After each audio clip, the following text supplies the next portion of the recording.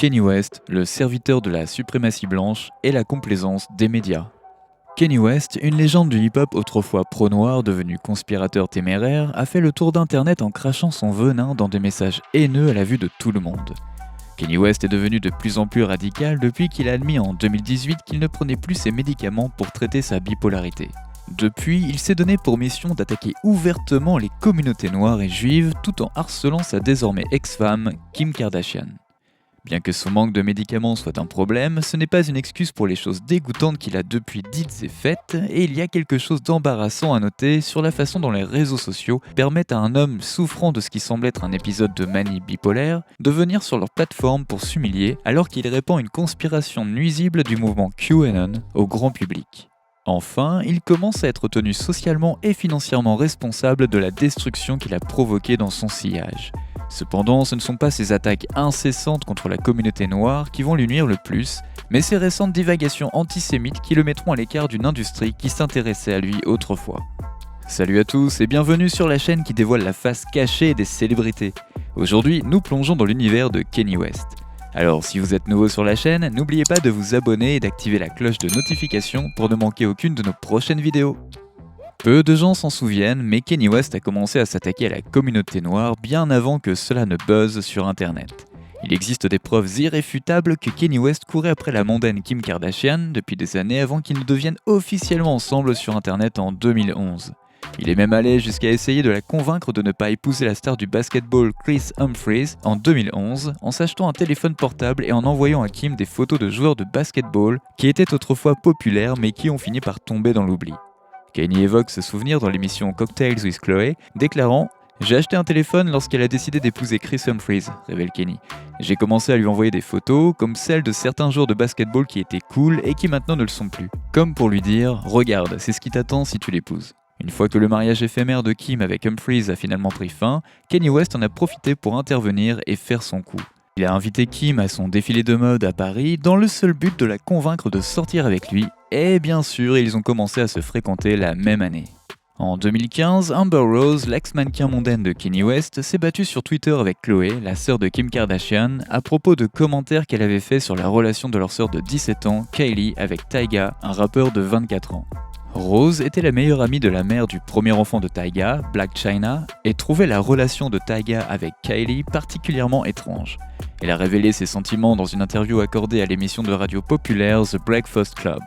Rose déclare « Kylie est un bébé et a besoin d'aller au lit à 7 heures pour se détendre. Tyga devrait avoir honte de lui-même. Pour sûr, il a une belle femme et un bébé, il a tout plaqué pour une fille de 16 ans qui vient d'en avoir 17. » Cela a incité Khloé à se rendre sur Twitter et à essayer de vanner Amber Rose pour avoir commencé à faire du striptease à l'âge de 15 ans.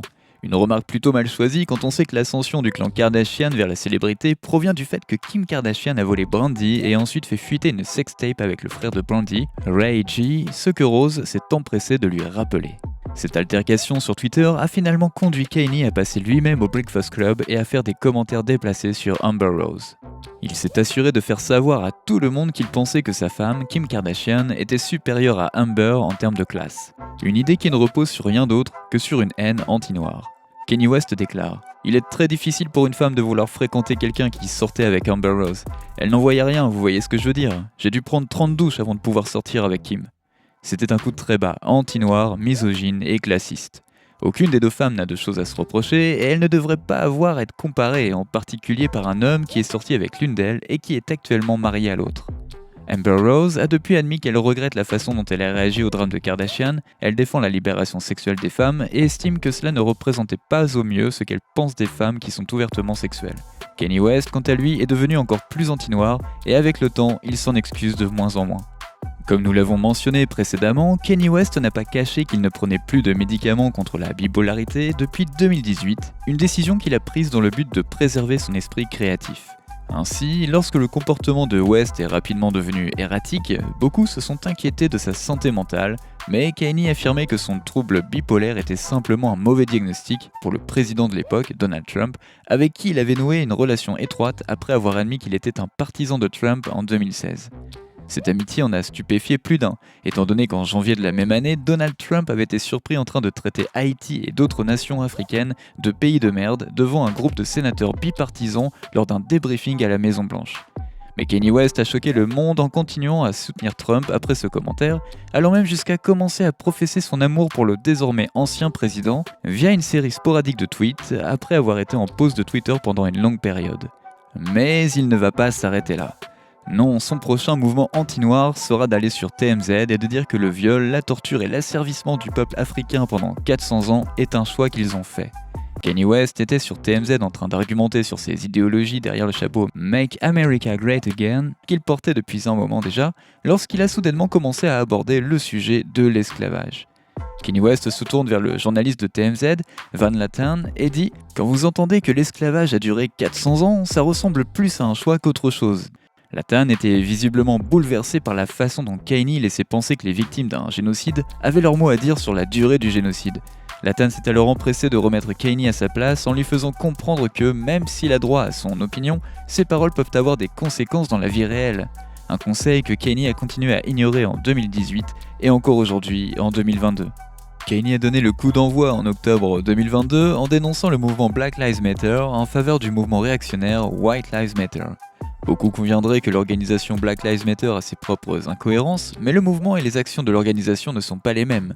Le mouvement Black Lives Matter demande simplement que les gens reconnaissent la façon dont le racisme systématique affecte la vie quotidienne de la population noire. Il n'est donc pas nécessaire de soutenir l'organisation pour soutenir le message du mouvement. En revanche, le mouvement White Lives Matter ne véhicule pas un tel message.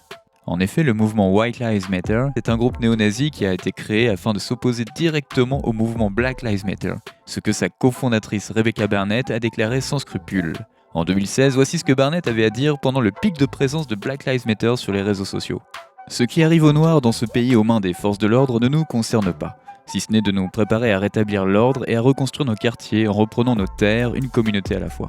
Quand l'ennemi essaie de détruire, nous gardons les frontières de nos villes et rendons nos maisons blanches et grandes à nouveau. » C'est ce que défend le mouvement White Lives Matter, l'éradication de toutes les personnes non blanches aux États-Unis. Pourtant, Kanye West, Candace Owens, ainsi que la fille de Lauryn Hill et la petite fille de Bob Marley, Sheila Marley, ont tous été vus portant des t-shirts White Lives Matter au défilé de mode de Kanye West à Paris. Sheila est la seule des trois à avoir tenté de donner une explication, mais honnêtement, ce n'était pas concluant. Sheila a pris le temps d'aller sur Instagram et d'insister sur le fait qu'elle portait un t-shirt White Lives Matter pour une raison bien plus grande que ce que nous croyons. Elle déclare « La victime devient l'agresseur. Vous ne pouvez pas m'intimider, me manipuler ou m'amadouer pour me faire taire. Vous ne me forcerez pas non plus à être ce que vous voulez que je sois. Je me moque du nombre de tweets que vous faites, de messages privés que vous envoyez ou d'articles que vous écrivez. Dans tout ce chaos, je n'ai toujours pas parlé de mon expérience. Si vous me connaissez, vous savez que rien de ce que je fais n'est sans une profonde réflexion et intention. Attendez d'entendre ce que j'ai à dire. » Sans aucun doute, ce n'était que du bavardage. Rien de ce que Sheila Marley pouvait dire ne justifierait une association avec le mouvement White Lives Matter, car, encore une fois, le message de White Lives Matter est ancré dans les idéologies suprémacistes blanches. Bien que Kanye West, en tant que chef de file de ce mouvement, ait été sévèrement critiqué et que toutes les parties impliquées aient reçu un retour de bâton important, rien n'a été fait. Kanye West avait toujours son contrat avec la célèbre marque de vêtements Adidas, malgré ce coup d'éclat lors de leur défilé de mode. La seule raison pour laquelle Adidas commencerait à reconsidérer son association avec Kanye West serait parce qu'il s'est publiquement plaint de son contrat avec eux. Mais une fois de plus, Kanye West s'est montré ouvertement anti-noir et n'a subi aucune conséquence de ses actes. Quelques jours plus tard, Kanye West s'est rendu sur la chaîne d'information conservatrice multinationale Fox News, animée par Tucker Carlson, pour s'épancher sur ce qui, selon lui, tue la race noire. Au cours de cette interview, Kanye West fait plusieurs affirmations fausses et trompeuses sur ce qui arrive aux Noirs en Amérique, et il va même jusqu'à évoquer le rappeur, chanteur et musicien Lizzo pour tenter d'étayer ses convictions. Kanye West déclare « Il y a plus de bébés noirs avortés que de naissances à New York City en ce moment même. 50% des décès de Noirs en Amérique sont dus à l'avortement. » Il évoque ensuite Lizzo lorsqu'il aborde le sujet de l'obésité et tente de dire que le surpoids sera le génocide de la race noire. S'il est si préoccupé par la préservation de la race noire, pourquoi s'aligne-t-il sur White Lives Matter? Et pourquoi prétend-il que c'est l'avortement qui tue la communauté noire, alors que c'est tout simplement faux? Il est si peu sérieux que c'en est alarmant. Il poursuit son comportement absurde en publiant sur Instagram des SMS entre lui et P. Diddy, artiste devenu producteur de disques, qui contiennent une série de points de discussion antisémites, ce qui a entraîné la restriction de sa page. Mais ne vous inquiétez pas, il s'est ensuite rendu sur Twitter pour crier au monde entier qu'il allait s'en prendre à des juifs. Ce qui, selon Kanye, n'est pas choquant, car les Noirs sont également des Juifs. Heureusement, sa page Twitter a été bloquée. Cependant, il a continué à prêcher la suprématie blanche dans de nombreuses émissions et podcasts en prétextant être pro-noir. comme lorsqu'il a participé à un épisode de Drink Champs et a affirmé à tort que la cause du décès de George Floyd était le fentanyl, malgré la vidéo montrant l'officier Derek Chauvin à genoux sur le cou de Floyd pendant environ 10 minutes.